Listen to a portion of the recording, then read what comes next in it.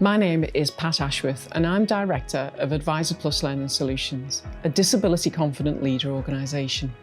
In this video, I'd like to tell you how you can take the next steps on your disability confident journey and become a disability confident employer level 2.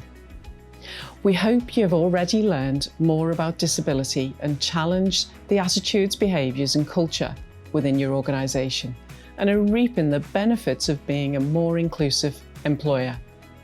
Whether you've recently joined the scheme or have been a member for a few years, we hope it will have encouraged you to demonstrate your commitment and want to progress to the next level of the scheme. By progressing to level 2, disability confident employer, you'll be further increasing your understanding of disability, building your reputation as an inclusive employer and helping new and existing disabled employees fulfill their true potential. So, what do you need to do to progress to be a disability confident employer level 2? To help you through the process, there is an employer guidance pack that you can download from gov.uk for more detailed information. This guidance is provided as a link at the end of the video. You'll also need to download the template that will help you to record your evidence against each statement. A link to this is provided at the end of the video. You do not need to submit this template, but you do need to retain a copy so that you can regularly review what you're doing.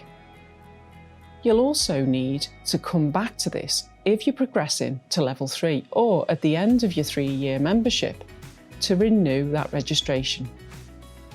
To take the next step on your disability confident journey, you'll need to carry out a self-assessment, testing your business against a set of statements about employing disabled people. In setting this up, you'll need to identify the key stakeholders in your organisation. It's not just about HR undertaking the self-assessment. The best results are when an organisation is inclusive and brings together a range of people from different areas and experience. This is, of course, dependent on the size of the business. It's surprising how many employers find that they're already doing many of the actions and also a number of good practices that they were unaware of. So, the process is a great way of letting everyone know what's going on and that you're serious about being an inclusive employer. The self-assessment will enable you to focus on what your business is currently doing and what additional steps you may need to take. It's very much about taking action.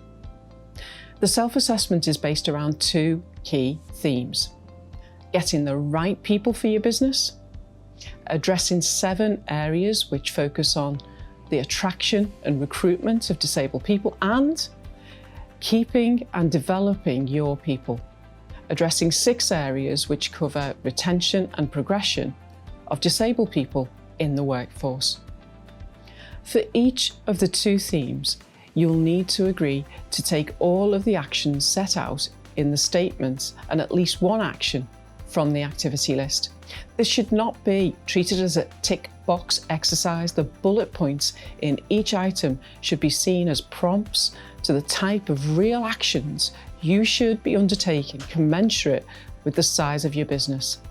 Let me just give you a little more detail on these themes.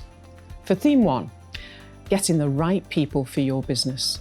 Your business should be actively attracting and recruiting disabled people to help fill your opportunities, including jobs, apprenticeships, internships, work experience, etc.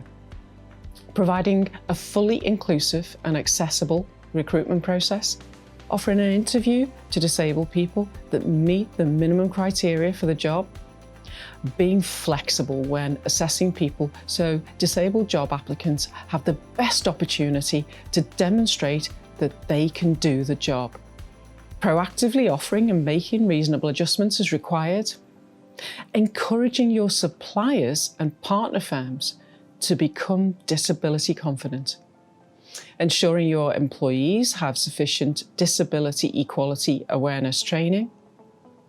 For theme 2, keeping and developing your people. Your business should be promoting a culture of being disability confident, supporting employees to manage their disabilities or health conditions, ensuring there are no barriers to the development and progression of disabled staff, ensuring managers are aware of how they can support staff who are sick or absent from work, valuing and listening to feedback from disabled staff, reviewing their disability confident employer self-assessment regularly, at least annually, to show your commitment to being disability confident. You will also need to commit to doing at least one of the following activities under each theme. The bigger your business, the more you should be able to offer. So, for getting the right people for your business, these are: providing work experience, providing work trials, providing paid employment, providing apprenticeships,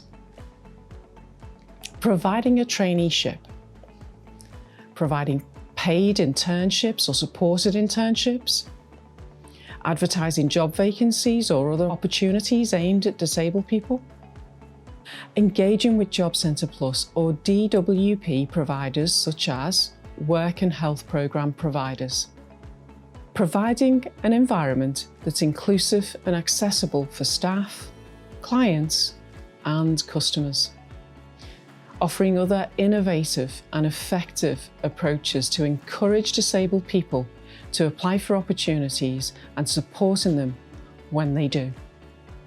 And for the keeping and developing your people theme, these are providing mentoring, coaching, buddying or other support networks for disabled staff, including disability awareness equality training in your induction process, guiding staff to information and advice on mental health conditions, providing occupational health services if required, identifying and sharing good practices in supporting disabled people, providing human resource managers with specific disability confident training.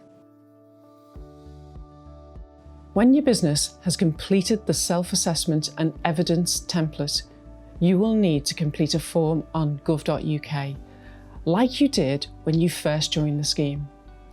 You'll be asked to confirm that you have undertaken the self-assessment, are taking all of the core actions to be a disability confident employer, are offering at least one activity under each of the two themes.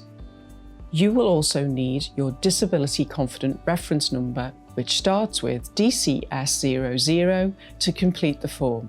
You can find this on the email you were sent when you achieved Disability Confident Committed Level 1 or on your certificate. If you cannot find it, you can mail disabilityconfident.scheme@dwp.gov.uk. Again, just as a reminder, you do not need to send your self-assessment. This is for your records only.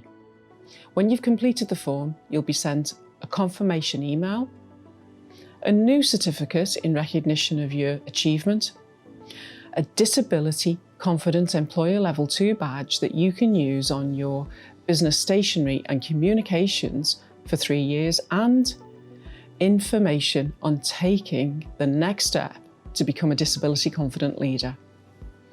And as a disability confident member, you'll continue to have access to a range of free information and support, including regular newsletters, up-to-date advice, support and events, a member-only online forum where you can ask questions and share good practice, top tips guides, and a wealth of guidance and advice to help you on your disability confident journey. Your accreditation as a Disability Confident Employer Level 2 lasts 3 years. But you don't need to wait that long to progress further to Disability Confident Leader Level 3. We hope that you'll want to progress as soon as you feel ready to do so. There's another video and guidance to support you to do that. Thanks for taking the time to watch this video and for your ongoing commitment to being disability confident.